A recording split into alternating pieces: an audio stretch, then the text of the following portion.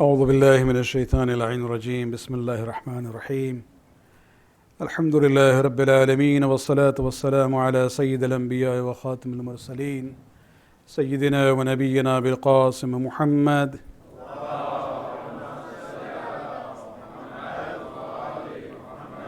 وعلى أهل بيته الطيبين الطاهرين المعصومين واللعنة الدائمة الباقية على أعدائهم من الآن إلى قيام يوم الدين. Amma ba'd, sisters and brothers in Iman, Salamun Alaikum. Alhamdulillah, we are into the fourth session of looking at the brief review or Tafsir of Suratul Mulk, which is Surah number 67 of the Quran. Allah subhanahu wa ta'ala began this surah by talking about the concept of His absolute control over the kingdom.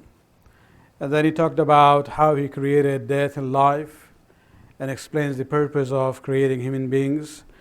And then He goes on to the creation of Sab'a Samawat, 7 heavens, Tibaqan. And the process then continues, but Allah subhanahu wa ta'ala says, الذي خلق سبع سماوات طباقا ما ترى في الخلق الرحمن من تفاوت فارجع البصر هل ترى من فطور ثم ارجع البصر كرتين ينقلب إليك البصر خاسئا وهو حسير. This is emphasizing the point that He created the 7 heavens in layers, and you do not see any tafawut, mismatch in it, in the creation of the Rahman. And then Allah subhanahu wa ta'ala says, look again. Do you see any flow in it? Do you see any futur in it? ثُمَّ ارْجَعِ الْبَصَرَ كَرَّتَيْن. Then look again and look again once more. And your eyes or your look will return to you humbled and very tired. And here we see that Allah subhanahu wa ta'ala is saying, look again 3 times. This is an indication that when we talk about studying the ayat of Allah subhanahu wa ta'ala, the signs of Allah's power and glory in the nature, He wants us to really, look at issues carefully. Not only the first look, go and look at it again, and maybe even 3rd time. And this is where you will be able to understand at every look, you will see one more dimension in the ayat and the sign of Allah subhanahu wa ta'ala. The surah thus continues in that same form where Allah subhanahu wa ta'ala still talking about now not sab'a samawat, rather He's talking about this sky. وَلَقَدْ زَيَّنَّا السَّمَاءَ الدُّنْيَا بِمَصَابِيحِ وَجَعَلْنَاهَا رُجُومًا لِلشَّيَاطِينِ وَأَعْتَدْنَا لَهُمْ عَذَابَ السَّعِيرِ. But Allah subhanahu wa ta'ala says, we have adorned, we have decorated the lowest heaven with lamps. This should be in plural there. And made them missiles against the devils. And we have prepared for them the punishment of blazing fire. Now, let us look at the ayat and the wordings. The very first sentence, وَلَقَدْ زَيَّنَّا السَّمَاءَ الدُّنْيَا بِمَصَابِيحِ. When Allah subhanahu wa ta'ala talks about Sama ad-dunya, He is talking about our sky here. Sama, as I said yesterday, is from sumuv. Sumuv means whatever is high, bulandi. And the opposite of that is dunuv. So you have sumuv up, dunuv is down there. It's interesting that He talks about Sama ad-dunya, means the sky of the earth which is down there. And that is why this earth is known as dunya, in a sense that it is down. Allah subhanahu wa ta'ala takes pride in saying that zayyanna, this is from zinat, that we have decorated the sky of the people of earth with masabih. Masabih is plural of misbah, which means lamps. Now there are not lamps hanging there. What it means is the stars that He has put there. And the stars have basically been described as masabih because they are lamps, because they give light, and they are lit by itself. It's interesting when we look at this phenomenon, look at this picture. This is from the NASA website. I don't know what location is this, but it seems to be a very beautiful and a beautiful night there. And Allah subhanahu wa ta'ala in another surah, Surah Hijr, talks about it where He says, وَلَوْ فَتَّحْنَا عَلَيْهِمْ بَابًا مِنَ السَّمَاءِ فَظَلُّوا فِيهِ يَعْرَجُونَ. That if we were to open for them a gate to the sky, so that they will go on descending through it, what will happen to them? لَقَالُوا إِنَّمَا سُكِّرَتْ أَبْصَارُنَا. They will say, indeed, somebody has, put a spell on our eyes. Not only that, بَلْ نَحْنُ قَوْمٌ مَسْحُورُونَ. Maybe, we have been bewitched. وَلَقَدْ جَعَلْنَا فِي السَّمَاءِ بُرُوجًا وَزَيَّنَّاهَا لِلنَّاظِرِينَ. Allah says, certainly we have appointed houses in the sky and decorated them for the onlookers from this dunya. Now, houses here, buruj, basically means the signs or the pillars. And it's referring to, people, when the scientists look at the sky, when they look at the stars, they form them into different houses. You have, and then even the shapes of the groups of the stars are according to the shape that they see. And this is what Allah subhanahu wa ta'ala says, that even the stars and the groups of the stars and the houses that they are into, this is actually a way of measuring your own timing. And so that is also not just a zenith and a beauty, but it's actually a way of measuring the time for the people who are on this earth. Let's go back to that ayat. وَجَعَلْنَاهَا رُجُومًا لِلشَّيَاطِينَ وَعَتَدْنَا لَهُمْ عَذَابَ السَّعِيرِ.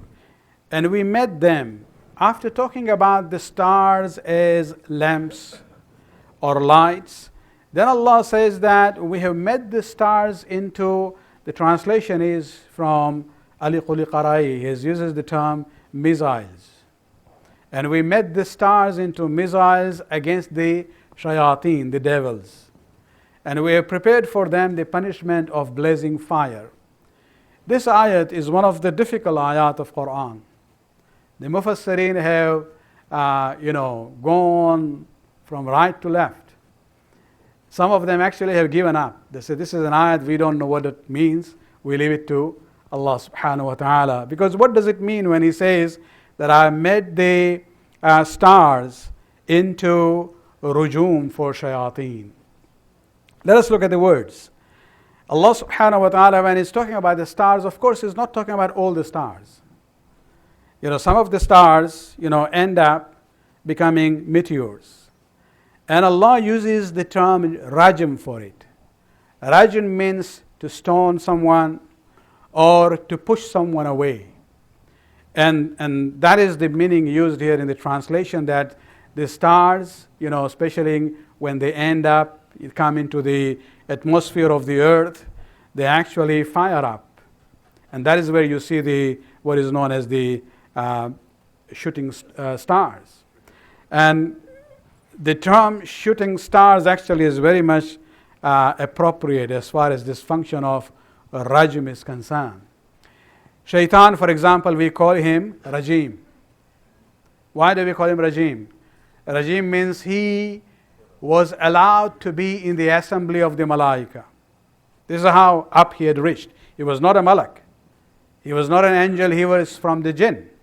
But he had elevated his status because of his ibadat and everything, that he was now allowed to move around with the Malaika. It's only when he disobeyed the command of Allah subhanahu wa ta'ala to do sajda to Adam, that is where Allah subhanahu wa ta'ala basically pushed him out. And that is where we call him Rajim. He has been pushed out of the assembly of the Malaika.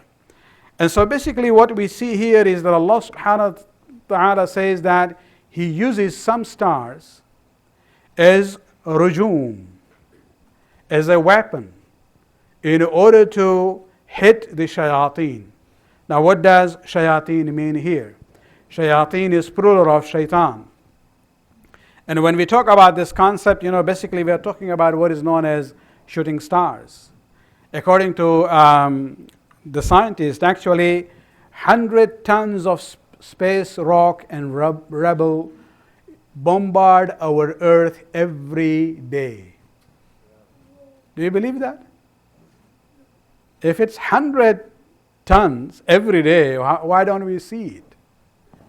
One of the NASA scientists actually responds to that by saying, sure, there are a lot of space rocks entering our atmosphere each day, but take into account that only half of the world is in darkness at one time. So those who are in daytime don't see it.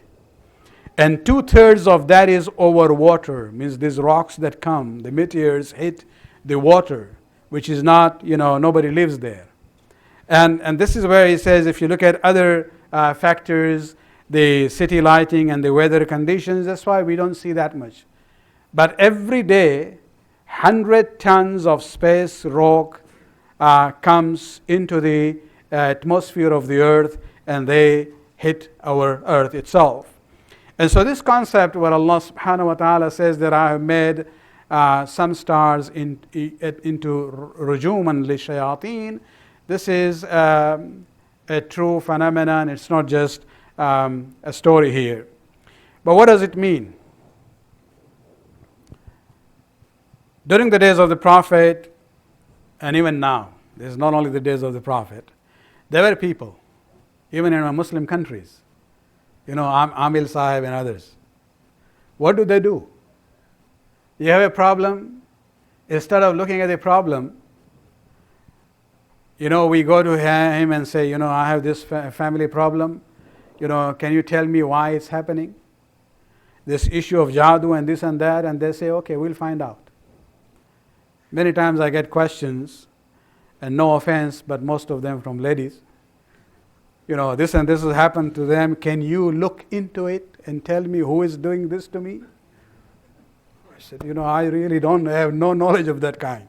And I'm sure at the end they say, no, what has he studied? If he doesn't know that, And sometimes I get situations where people say, well, they are in North America. They called up somebody in Karachi or Lucknow. And this fellow sitting thousands of miles away, he knows what is the problem. He knows somebody in Toronto or Houston has a problem, and he also knows somebody in another country is the one who has put this, jadoo on him. And so then they say, okay, I know how to handle it. So that problem this existed during the days of Prophet, before his time, and even now. And many of them, the sorcerers, if you go and tell them, can you tell me what will happen to me next 5 years? Or I want to do this and this, what is your prediction about it? They basically claim that we have access to the knowledge about the future. And they are able to tell you, how to conduct your life so that you can be, more what to do and what not to do. And so the question comes up, how do they know? At least that's what they are claiming. And this is where they say we have jinn. Shayateen is plural of shaitan, and it is used for jinn also. Actually, in a hadith, we have the plural, junudu shaitan, army of shaitan, in form of human beings as well as in form of jinn. And so many of these people claim that we have control of a jinn, and they will go and find out. Where will they find it from? Well, they have access. They can go to the place where there is ilm ghaib. Now, there is no specific location, and it's not the as-sama ad-dunya, but this ayat is just trying to convey that message that whoever claims that I have power of a jinn or some other ways by which I can know ilm ghaib and the future, because that is, in Allah's domain, and He gives access to only the chosen ones, not to everyone. And so many of these people who claim, and this is what Allah subhanahu wa ta'ala says, especially those who claim that they have, access to the knowledge of the future because of the jinn, this is the response. then maybe their jinn try to go there to get some information, but they are the one who are shot down, and that is where you have the shooting star. So next time you see, you wouldn't see the target, but at least you know the missile is coming down. And the target would be an evil jinn, if that's how you want to put it according to this ayat. And this is where we have to realize that Allah subhanahu wa ta'ala ends the ayat by saying وَأَعْتَدْنَا لَهُمْ عَذَابَ السَّعِيرِ, and we have prepared for them the azab. As-sa'ir means the blazing fire or the burning fire. Now that we have come to this whole issue, let me briefly talk about this. Yesterday we looked at the importance of studying the space. The ayat yesterday and even today talks about the zenith that Allah had created in the lowest heaven for us. To look at it, to feel happy, and even to study the power and the glory of Allah subhanahu wa ta'ala. And so we would emphasize, yes, astronomy is something which is important in Islam. But what about astrology?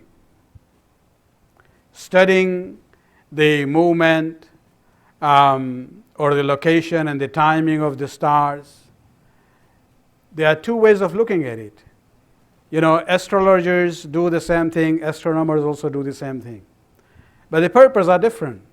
When we look at the whole movement of the celestial bodies in the space or the stars, yes, they have an impact on the earth. When you look at the seasons is there because of the time and the location of the sun vis-a-vis the earth. You look at the timings in equator is different, in north and south pole it is different. And even when we talk about the farming seasons in different parts of the world, the issue of the tides in the sea, these are all relevant to the moon, for example.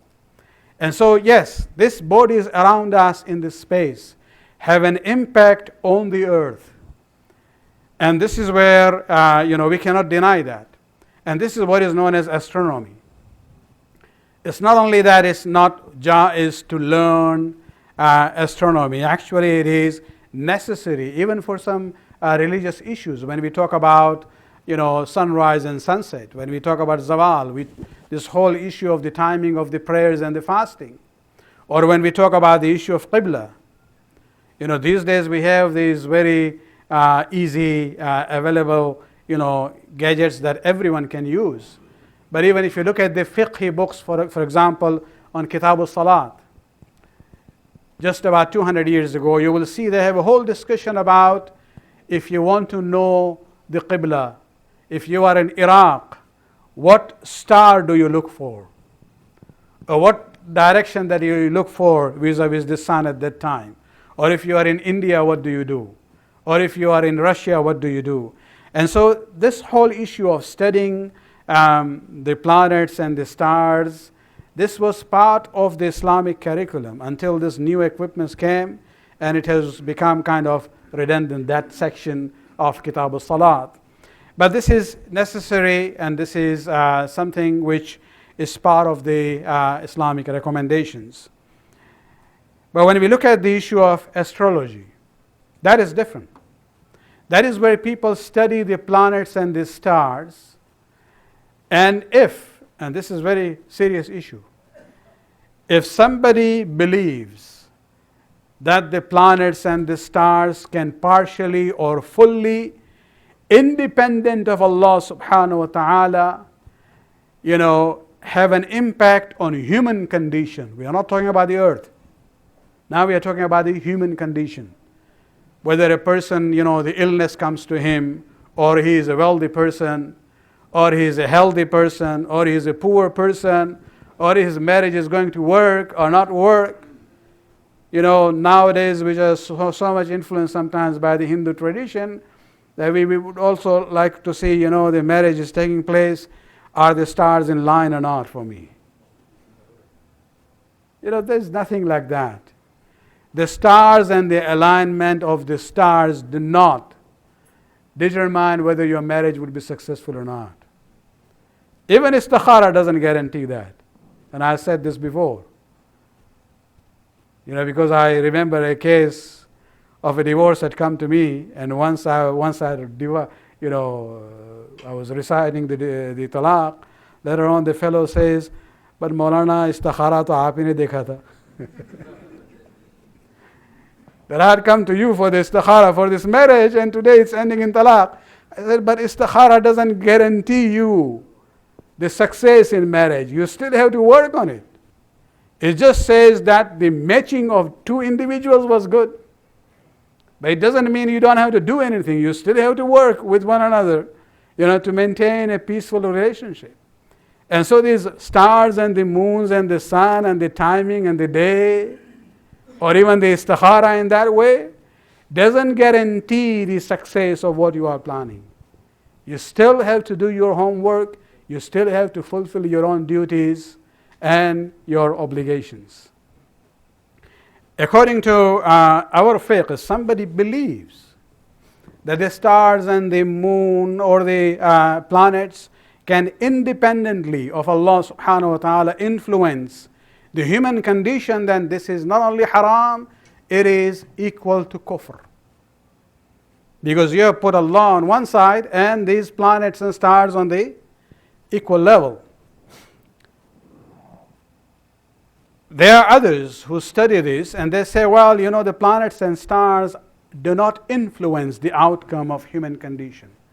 But they say they are indicators of what is going to happen. So they're removing the cause and effect relationship between the stars and human condition. But they are saying, this Allah is doing it, but maybe the alignment of the stars would be an indication of what is going to happen. This is not kufr, but this is not correct either. There are some ulama actually who believe in it. Sheikh Bahai, Allah Majlisi, but the late Ayatollah Khoui in his Ijtihadi lectures on this subject, which has been published later on, he talks about it in details. And he says there is no evidence in our religious sources, the Quran and the Hadith of the Ma'asumeen, which would support that the stars and the moon and the timing are indicator of Allah's decree on a human being. There is no evidence for it in our religious sources. So although it's not kufr, but it is baseless as far as Islamic sources are concerned. Not only that, he actually goes on, and all ulama agree on this, that when it comes to this ilm al-nujum, which is not astronomy, it's astrology, studying the planets and the stars in order to see whether they influence the human condition, we have many ahadiths where this has been forbidden. Yes, when we talk about the Anbiya and Mursaleen and the A'imma, Allah subhanahu wa ta'ala has given them access to ilm ghaib. But that is a completely different thing. Ilm ghaib is not something which we can achieve by hard work and attaining higher levels of studies. Ilm ghaib is mawhibat. It is the gift of Allah subhanahu wa ta'ala to His chosen ones only. And so there is no way that somebody can say, I really have worked hard and now I have access to ghaib and the future of people and what is going to happen to them. One more point which has been emphasized by Ayatollah Khoui also is the issue. It says, look at the role of du'as, where we are told turaddul qada, that if you truly and sincerely pray to Allah subhanahu wa ta'ala, especially if you have the tawassul of Muhammad and Ali Muhammad,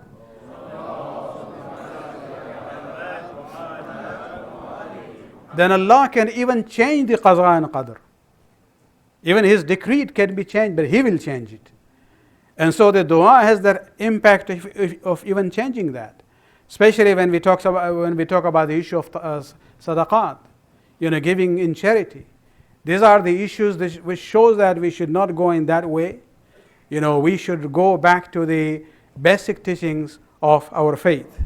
So pray to Allah through the wasila of Prophet Muhammad and Ahlul Bayt, give in charity, do silatul rahim, Be kind to your family members, and recite Suratul Nas and Suratul Falaq. These things will be inshallah sufficient in order to protect you, as well as bring the decree of Allah subhanahu wa ta'ala in your favor and protect you against what we call jadoo or sahar or magic or evil eye.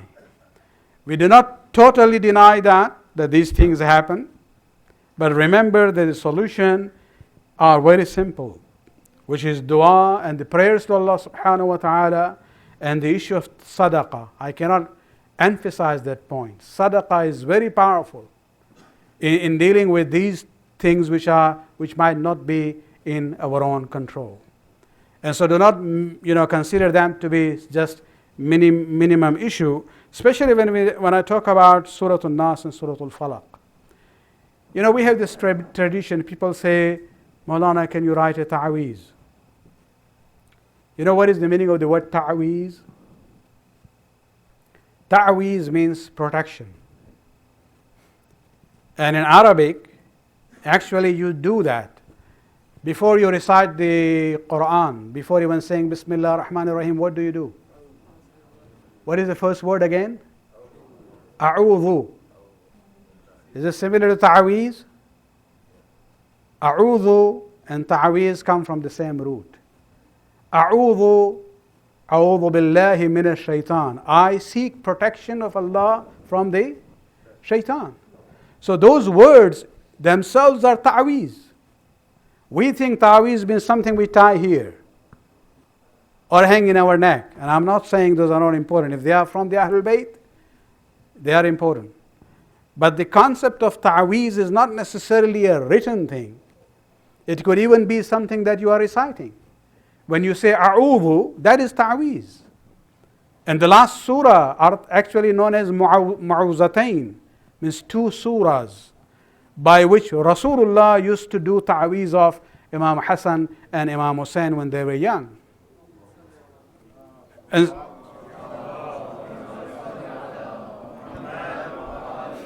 so we have ta'weez right there in the Quran. Suratul Nas is ta'weez. Suratul Falaq is ta'weez. It begins, Qul a'udhu. And if you look at it, the first one, Qul a'udhu bi rabbin nas, malikin nas, ilahin nas.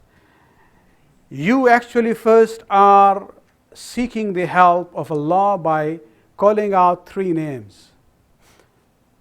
He is Rabbin nas, malikin nas, and ilahin nas. You are calling him by three names to seek protection against what? Against only one evil. Min sharr al-waswas al-khannas. This is a mental problem, a spiritual problem. And there, we are told with these kinds of whispering which comes in, yuwaswisu fi sudurin nas, min al-jinnati wan nas. This is where, shayateen come in. The jinnah is plural of jinn, and nas, of course, the people. And so in this surah, we are told to call Allah by three names and seek protection against a spiritual illness, waswasa.